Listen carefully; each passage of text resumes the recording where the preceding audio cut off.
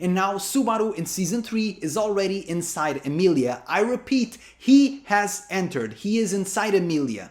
The episode starts with EMILIA looking like a snack with that beautiful wedding dress, and she is addressing the wives that are still standing in the exact same place, waiting for their little king to arrive. Throughout the series, you see how Subaru's quirky personality rubs off on a lot of characters, particularly EMILIA, who slowly but surely gains a lot of Subaru-isms, and in this case, she is learning one of Subaru's most powerful abilities, the legendary Talk no Jutsu. You see that EMILIA asks for the wife's name, she does not want to use the numbers, she wants to connect with them as human beings, as one should. And this very empathetic, very relatable way of communicating is once again very reminiscent of Subaru. I also particularly enjoy that EMILIA ends the speech after she gives a lot of sweet words and really ramps up the emotions of the wives. She then bows at the end, showing her weakness, her vulnerability, and how relatable she is to the others. You can perfectly see Subaru doing this scene in a very similar way. Those two are very similar to each other at this moment in the series in the way they communicate and try to target other people's emotions. I said this as if it's not a good thing. I didn't mean target in a Machiavellian way, but in a way that is good for them. Whatever, let's just move on. And then we get the often very real phenomenon of the silent majority, where everybody more or less shares the same opinion, but because they are afraid of the social repercussions, they do not voice that opinion. And once the first person has the courage to say it out loud, to call out that the emperor has no clothes, in this case that the little king is a jerk and nobody likes him, in fact they hate him, all of a sudden all of the wives just start spewing out years of abuse that they have bottled up inside of them, and some of the insults are just hilarious. The translation is a bit hard with all the subtitles for you to catch everything, but one of the wives said, "I would rather take a land dragon," and that's just super funny, and that's the Rezero version of the bear dilemma. Whenever you hear somebody say, "Oh, I would rather be with a bear than with a man," well, this is the Rezero version, and I will say land dragons are much more docile and less harmful than a bear, so at least that one makes a little bit more sense. With the information that Subaru gave her, EMILIA is trying her best to figure out how Regulus's power works, and she's looking for clues, and so she goes for a quick boob check, and it appears that half-elves have very accurate hearing, because she is able to pinpoint that there are 2 heartbeats inside of Sylphie. And let me just say that Regulus's heart, that thing is nasty. That's a black heart, figuratively and literally. That thing just looks awful, and the studio really went the extra step to really make that thing look as repulsive as possible. As soon as they realize this, Sylphie and the other wives grab a shard of glass and are ready to take matters into their own hands. And this scene is very disturbing and very creepy, but in a way you can almost relate with them. You can see how much abuse they've been through and just the lengths they're willing to go just to hurt the man that's done this to all of them. And once again, as much as I like the action scenes, and some of the fights in this show are just incredibly well animated and just stunning choreography, these emotional scenes are really Rezero's highlight. And this scene is just perfect. The facial expressions, the drama, the gorgeous, godlike voice acting, everything really sells you on the emotional distress that these wives are going through. But fortunately for them, EMILIA, and this also relates to my last web novel review, which is kind of funny, EMILIA does the stop, which is sort of like her mini catchphrase before she does something dramatic and overly cute, because it's EMILIA. Everything she does, intentionally or not, is super cute. She stops them all before they can actually do anything that they cannot take back, and so she freezes them, stopping their heart and thus letting them live while disabling Regulus's lion heart. On Subaru's side of the field, everything is going according to plan. Subaru goes as far as to pretend that he's more tired and hurt than he really is, because he knows that Regulus is such a prideful, greedy douchebag that he will just start monologuing away all the information that Subaru wants to hear, and he's obviously right, and Regulus, when he understands this, becomes even more irritated. And I'll talk more about this at the end of the video, but when Regulus understands that he's been taken advantage of, he just becomes so pissed, and his face, his mannerisms, even his voice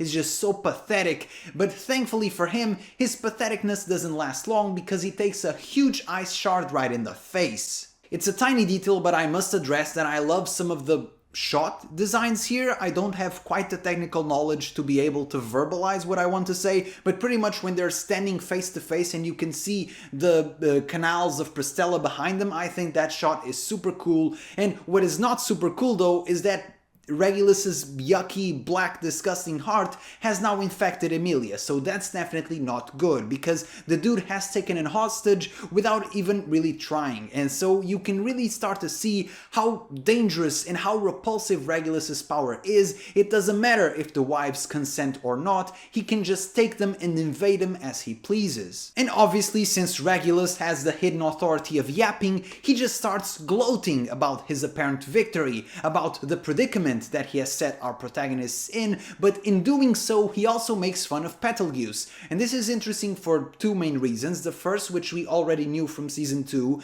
the archbishops don't necessarily get along, and the second reason is that he's so stupid and so arrogant that he actually gave Subaru the idea, which is ultimately the cause for his demise. Subaru then proceeds to use Unseen Hand in what is a gorgeous scene. I love the animation for it. You can really feel the impact, the mental and spiritual toll that it takes for Subaru to use these archbishops' authorities. Also important to note, and I apologize, I only have a very shallow understanding of Japanese, but he does say Miezarute, and the translation is Unseen Hands, although we know we can't really trust Crunchyroll's translations by this point. I watched it on Crunchyroll, but wherever you watched it anyway.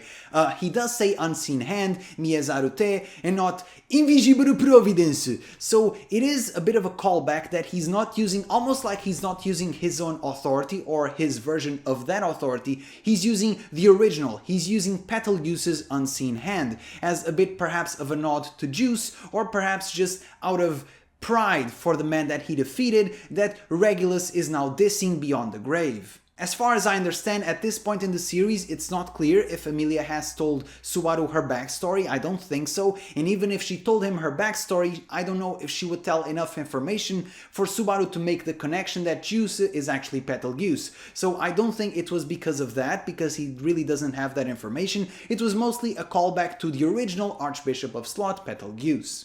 And then we see that Rezero even does romance better than most romanced anime. After all, the characters met in season 1, they had a bit of a breakup, they got back together, they kissed in season 2, and now Subaru in season 3 is already inside Emilia. I repeat, he has entered, he is inside Emilia. I haven't had time to watch any other episode reviews. I really hope I'm not the first person to make this joke, it's just so obvious, but either way, let's move on.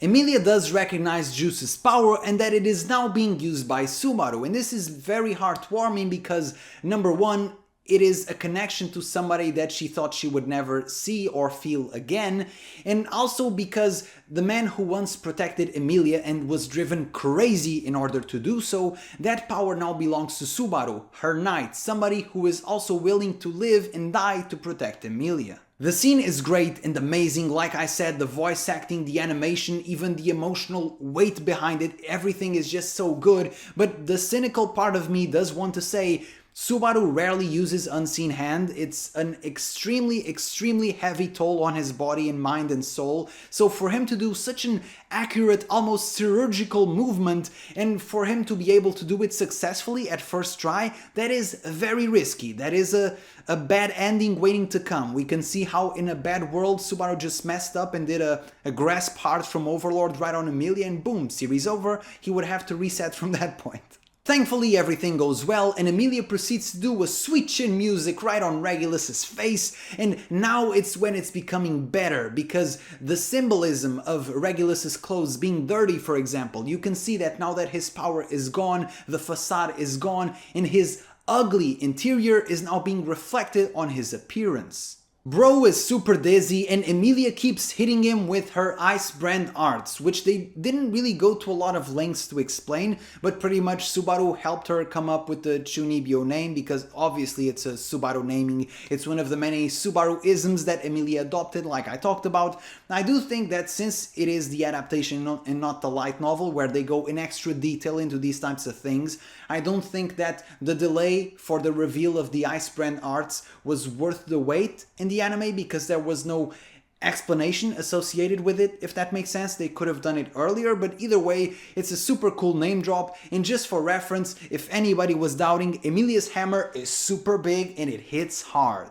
And it is super satisfying to see Regulus hit with a big hammer and then a high jump kick and then the cutest ora ora ora ora ora ora moment that I've ever seen.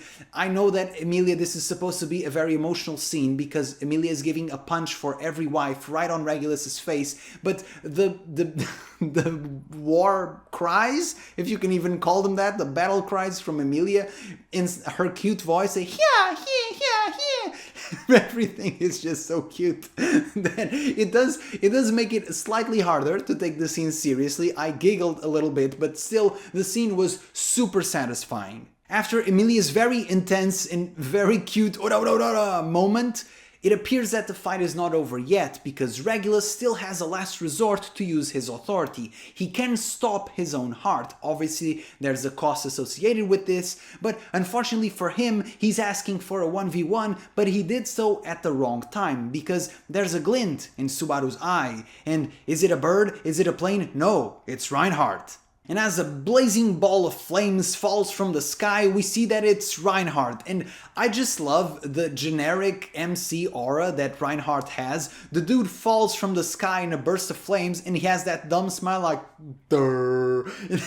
Everything Reinhardt does is just so effortlessly heroic. He just has this dumb meathead look sometimes. It's just super funny, but he's a tremendous character as well. And this scene has a very curious detail that I don't see a lot of people talking about, which is I was really hopeful to see this animated and I was really curious to see how they would do it, because Reinhardt went to the moon and back, very reminiscent of a certain character that is bald and usually finishes the fights with one punch, in case you've ever heard of that one. But unlike in that series, we don't actually see Reinhardt stepping on the moon and jumping back to the earth. And this makes me think that number one, it would be super cool to see animated, and number two, it makes me wonder if he acquired some blessing, because we now know that he can acquire blessings that suit him and that he needs. So if he used some blessing which could not be revealed at this point in the series, because it may spoil some future events. So just something to think about. Then our handsome, hot, musclehead Reinhardt just yeets Regulus right into the air,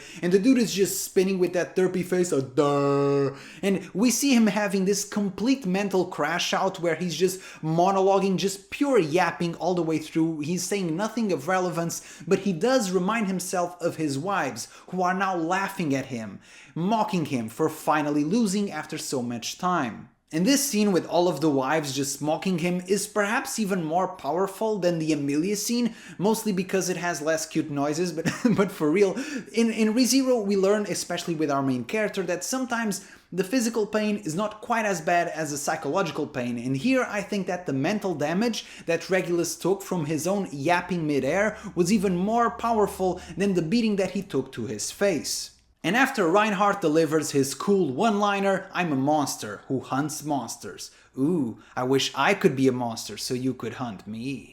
He then proceeds to boink Regulus right down to the earth, and Regulus has to use his authority at the moment of impact so he's not completely smashed into pieces. But by doing so, he makes an actual crater in the world, and so he's just exploring the earth's layers, I guess, and he digs up this huge hole which he cannot get up from, and his body is contorting, it's all just broken and mangled up. It's a horrifying scene, but in many ways deserved. And then Emilia delivers a very strange line, which also left me very confused in the novels, which is, she says that she does not remember Regulus, which would make sense before the trials, since she was a child and Pandora erased her memories with her ability. However, after the trials, Emilia has literally seen her memories herself. She saw it in 4K. Why does she not remember Regulus? To her, this episode of Fortuna vs. Regulus was not many years ago, hundreds of years ago. It was in fact 1 year ago when she went to the trial. So why does she not remember his face? Does Pandora's ability act retroactively? Even if she gains the memory again, it is lost once again? Because number one, that is super confusing and very prone to plot holes. And number two, if it does work like that, I'm not doubting the author anymore. I've said that many times. Everything he's done, he's nailed. But that's a very confusing power if it does work like that. So I do hope that at some point in the future we manage to explain how this whole memory situation works. Regulus's final moments are incredible, a mix of revenge, despair, and almost pride right until the very end. Unfortunately though, I then start to hear the ending by Myth and Droid, and I guess this is the first time ever where I'm not excited to hear Myth and Droid. The episode ends with EMILIA unfreezing the wives as she happily talks with Subaru now that they have won, and once again the cynical part of me can't help but think, with the current situation in Pristella, we have lust, we have wrath, which they don't know what happened to her, we have the gluttonies hanging around. I think the wives would actually be safer in ice. Get them back in ice, and then after all of this is solved, you can unfreeze them. And then I know that Reinhardt is the ace, and he's the strongest of them by far, and also the one that can travel the fastest, but should they really be talking nonchalantly like this? I mean, Subaru is... Even if he's Subaru, he's still pretty resourceful and very useful, as we've seen many times, and EMILIA is one of the strongest people in the city minus Reinhardt, so I would gladly take EMILIA against any of these archbishops as backup. She's super strong, so should they really be talking here super happily and calmly? Shouldn't they be helping out the others? Just something to note. Now, let's address the cut content, because I did say I was not excited to hear Myth and Droid because I wanted to see a little bit more. I wanted an extra scene that was cut, and there were two major scenes cut in my opinion that would have added a lot to this adaptation. If you are anime only, do not stress, nothing I say is actually super relevant to the actual mainline plot, it's mostly just additional stuff that was cut. The first actually relates to something I said a few reviews ago, which is Regulus in the anime adaptation is a lot more pathetic than he is in the light novel. During their fight, or should I say chase, Regulus is constantly attacking Subaru, and Subaru has to rely on his recently acquired parkour skills to dodge the attacks.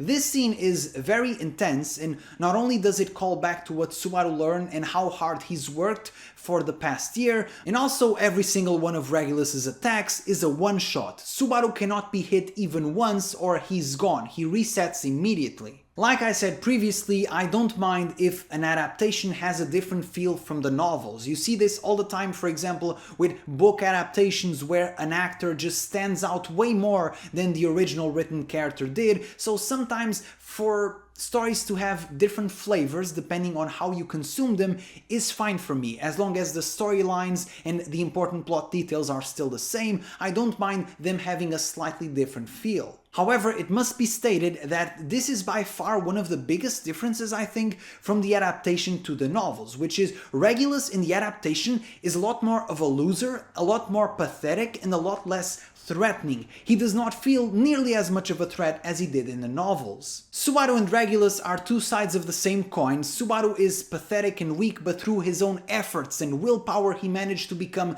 somebody worth rooting for, somebody heroic. Meanwhile, Regulus is the exact opposite. He just took a power that was given to him and he used it as a mask to interface with the world. Without his power, he's nothing. He's just a pathetic little man. However, his power is very dangerous, and so Subaru feels way too cool sometimes in this adaptation, just trash-talking Regulus and never really showing how much danger he's in if Regulus just even connects with one single attack. And for me in particular, like I said previously, the fact that Regulus has the same voice as Katsura from Gintama certainly doesn't help. The voice actor went above and beyond this episode to make him sound like extra slimy and like a weasel and truly a pathetic little man, a little king even. And so I'm sure that was the direction they gave to him, but still it's a fact that for novel readers, this Regulus feels a lot more weak than the one we read. Another thing they did is they cut Regulus's backstory, and I understand why they did it. If we're being honest, it doesn't add much to his character or the overall plot, but still it was something I really appreciated and really enjoyed about the novel. This scene is hilarious because at first the author almost tries to make you pity Regulus, almost tries to give him a sad backstory.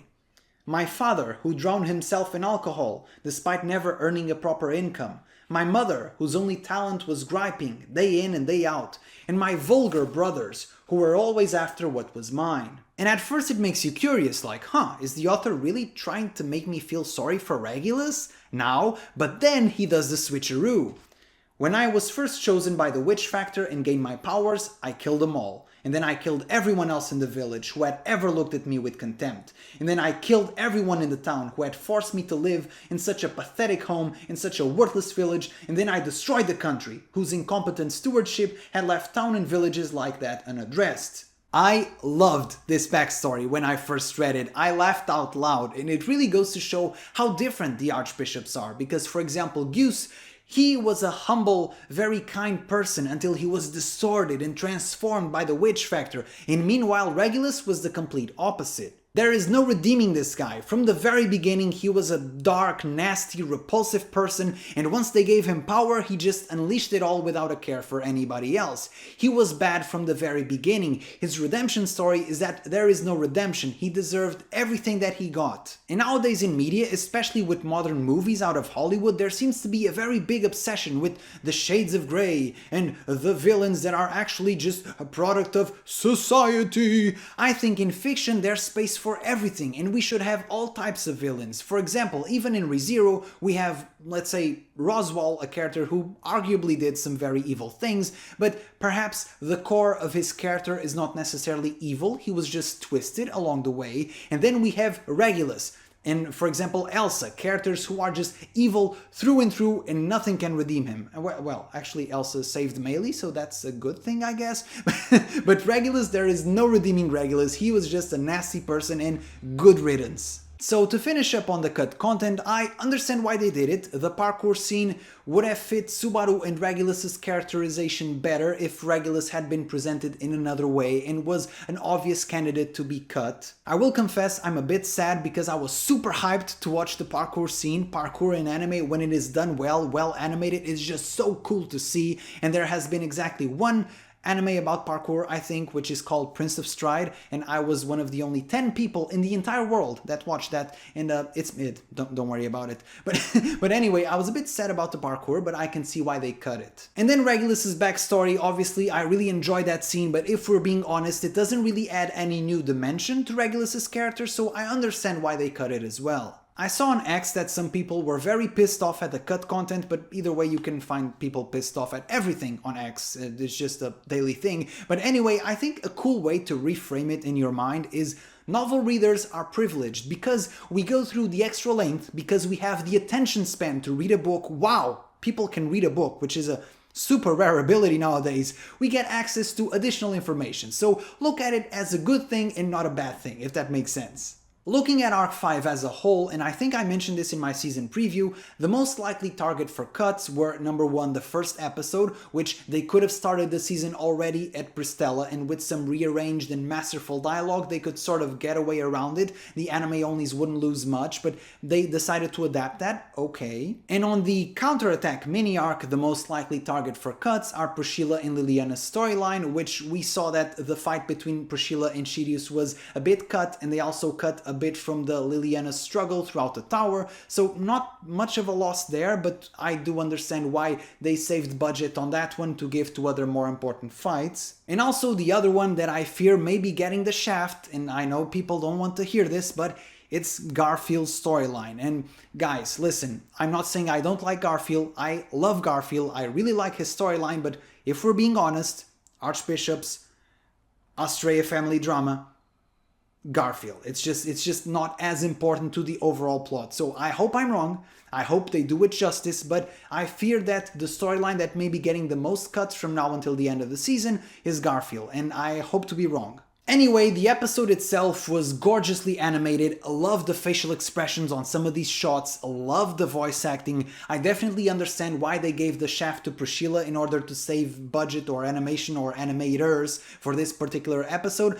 I would have done the same, to be honest. But yeah, I really loved this episode, and definitely let me know what you think despite the cut content, or if you are an anime only, if the cut content even seemed relevant from what I talked about. So definitely let me know your opinion in the comments, and be sure to follow me, links in the description, be sure to leave a like, subscribe, and ciao!